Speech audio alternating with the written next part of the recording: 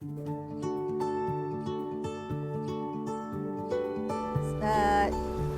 dibilangnya jujur ya, dari usaha-usaha saya yang dulu-dulu, saya paling ngerasain enjoy banget di jadi petani ini.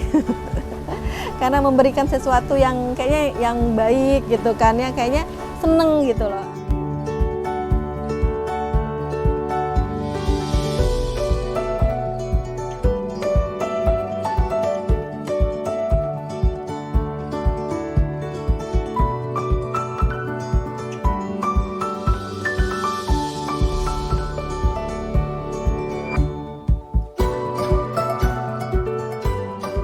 Bismillahirrahmanirrahim. Nama saya Dewi Koryati, biasa dipanggil Dewi Kori. Usaha saya ke pertanian sehat, bisa hidroponik dan organik. Kemudian usaha saya juga untuk menyediakan barang-barang makanan sehat. Lokasi usaha saya di toko saya di Seruni, Taman Seruni Indah, Blok A nomor 12, Batam Center, dan GH saya ada di Tiban, kebun organik saya ada di Barelang dan di Legenda. Kalau GH ini ukurannya 20 x 20, udah sejak 3 tahun yang lalu ya. Ini tahun ketiga, 2 tahun, baru 2 tahun yang lalu gitu. Sebenarnya GH ini tuh satu hari bisa 30 sampai 40 kilo. Cuman kami sekarang baru 20 kiloan. Pasarnya itu saya masukin juga di mall, di supermarket, kemudian saya jual online juga, terus masukin ke restoran-restoran, juga ada beberapa hotel satu.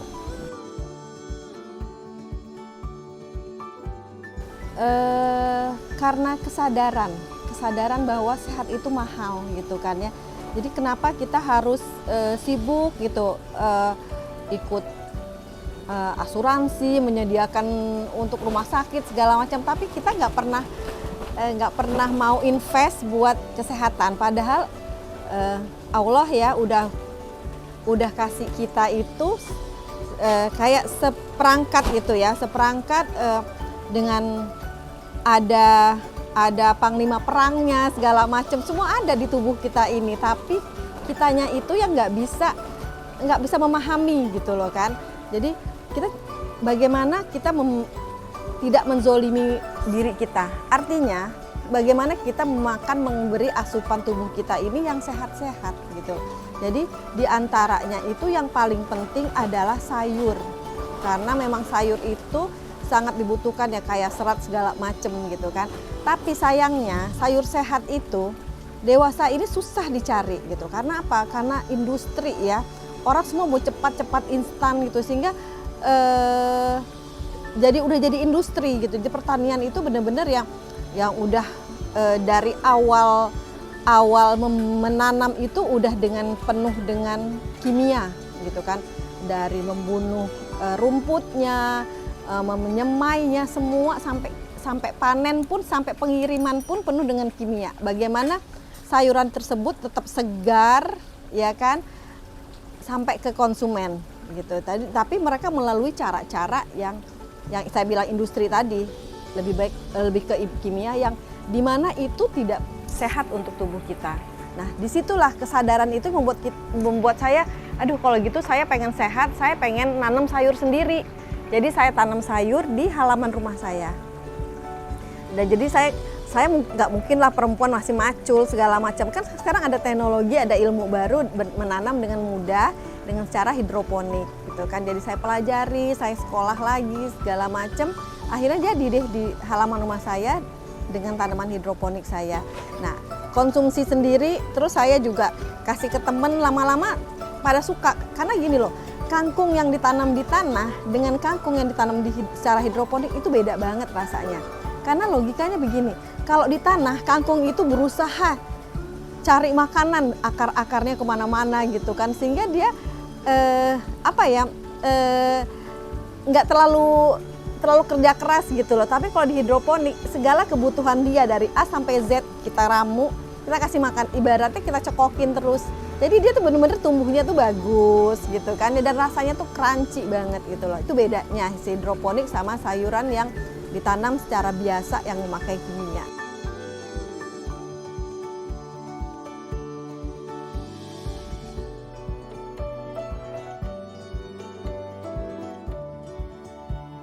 Nah, karena peminatnya banyak, akhirnya saya bilang, oh kalau gitu saya akan memperluas usaha saya ini dengan membuat GH ini gitu loh, greenhouse ini ya, itu gitu loh. Jadi berangkatnya dari sana, dari sayur, kemudian dari sayur berkembang terus, dari hidroponik saya juga mulai menanam organik gitu kan, karena ternyata peminat organik juga banyak gitu kan.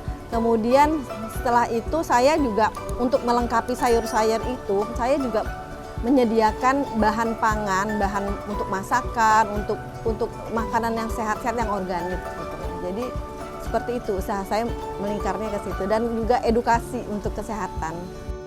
Dengan adanya COVID ini gitu, nggak tahu lah, udah jalannya begitu ya. Jadi membuat orang tuh semakin sadar untuk hidup sehat gitu kan, untuk jaga tubuhnya, untuk ngebangun amunisi tubuhnya lebih baik, yaitu dengan mengkonsumsi makanan-makanan sehat gitu. Jadi ya alhamdulillah sayur saya juga jadi terdapat dampak positifnya ya, ada hikmahnya juga. Jadi sekarang saya sadar gitu kan ya, mungkin secara global ya Mbak ya, secara global itu usaha yang paling bertahan itu adalah usaha yang menyangkut makanan gitu ya. Dan kebetulan zaman sekarang ini orang sibuk untuk menjaga diri supaya sehat. Jadi makanan sehat itu ininya bagus sekali gitu lah. Tantangannya satu, bagaimana kita mengedukasi orang agar mereka itu beralih gitu loh. Bayangin ya Mbak ya, mungkin kalau di pasar biasa mereka beli kangkung itu mungkin 5.000 gitu kan. Di saya 10.000 gitu kan ya. Kan orang pasti ngapain sih gitu kan ya beli kangkung segitu banget gitu kan. Nah, kalau tidak kita edukasi itu susah membuat mereka tuh mau berhijrah gitu kan. Padahal dengan selisih segitu kalau dibanding dampak sehatnya untuk tubuh, nanti juga kan nggak ke rumah sakit lah, anak-anak sehat, keluarga sehat, bolak-balik nggak ke dokter, itu kan ini. Tapi orang nggak mikir seperti itu, orang mikir saat ini aja, cari yang murah, konsumsi yang murah. Jadi tantangannya itu bagaimana kita menyadarkan orang, membuat orang itu tergerak hatinya itu untuk menuju hidup yang lebih sehat dengan mengkonsumsi makanan sehat, sayur sehat gitu. Kedua, ini lagi, kita harus upgrade ilmu terus gitu kan, upgrade ilmu terus. Terus nggak hanya kita yang harus kita upgrade, tapi karyawan kita upgrade. Karena dari petani biasa untuk mengurus ini tuh beda banget gitu loh. Kalau petani biasa itu betul-betul mengandalkan tenaga, ya kan, seberapa kuat dia nyangkul tiap hari gitu kan, seberapa kuat. Kalau ini enggak, dia harus ngukur kadar nutrisinya gitu kan ya, kadar matahari, kelembapan segala macam. Nah itu tuh perlu ilmu. Nah itu tantangannya seperti itu. Kalau dibilangnya jujur ya, dari usaha-usaha saya yang dulu-dulu saya paling ngerasain enjoy banget jadi petani ini. Karena memberikan sesuatu yang kayaknya yang baik gitu kan ya, kayaknya seneng gitu loh. Apalagi kalau ada yang sakit gitu kan, anak bayi atau anak yang berkebutuhan khusus, terus ibunya tuh menemukan, oh ini ternyata belinya di sini aja gitu kan. Aduh saya seneng banget bisa membantu seperti itu. Sayuran ini, makanan ini nggak pernah putus gitu loh, orang butuhin terus. Jadi kita harus supply terus gitu. Mungkin kalau yang sayuran biasa aja ya, kita ngomong Batam, sayuran biasa aja kita masih ngambil dari daerah luar Batam gitu kan ya, apalagi sayuran sehat ya kan. Nah jadi kayak misalnya cabe segala macem itu kita masih ngambil Pekanbaru, Padang, saledri aja beli dari Padang. Coba ngebayang nggak sih kita suatu saat Batam itu entah karena apa terisolasi ya kan, terus pada nggak mau jadi petani ya kan, terus kita makan dari mana? Ya kan, itu yang harus bagaimana kita menggalakkan orang agar mereka tuh mau bertani, bertani itu bukan suatu yang yang prestasi yang jelek deh gitu, kayaknya aduh rendah banget petani. Nah sekarang petani kayak ini petani modern kan, seperti itu gitu. Jadi tetap semangat untuk bertani itu harus kita kobarkan terus, dan kalau bisa sih anak-anak muda generasi milenial juga tertarik gitu loh. Kalau nggak kita contohin, mereka nggak akan mungkin ini ya, nggak akan mungkin mau ngeliat siapa gitu kan, jadi mereka juga nggak akan tertarik gitu loh.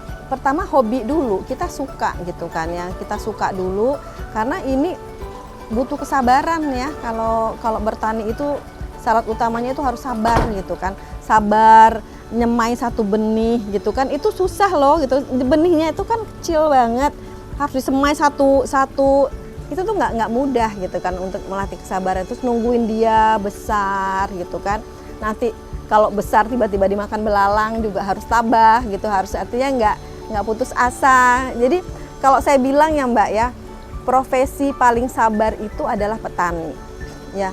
Dia itu butuh waktu, butuh tenaga, butuh uang juga untuk membesarkan. Setelah membesarkan itu banyak halangan gitu, mungkin dari cuaca yang kita nggak bisa, kayak sekarang hujan terus gitu kan, siapa sih yang bisa kepingin kayak gini cuacanya gitu kan, itu di luar kita, belum lagi belalang, hama segala macam. Jadi petani banyak rugi. Tapi pernah nggak sih petani itu demo-demo gitu kan? Nggak pernah, dia sabar lagi, bikin lagi, nanem lagi gitu. Jadi sebenarnya ya itu butuh kesabaran ya kan. Pertama suka, kedua sabar, ketiga cari ilmunya, keempat cari pasarnya, ya cari pasarnya, kelima konsisten, itu jaga mutu ya, konsisten itu ya. Cita-cita saya sih kepinginnya usaha ini makin berkembang ya, tidak hanya hidroponik tapi organiknya juga gitu. Mungkin yang organiknya ini tantangannya juga agak lebih berat daripada hidroponik ya.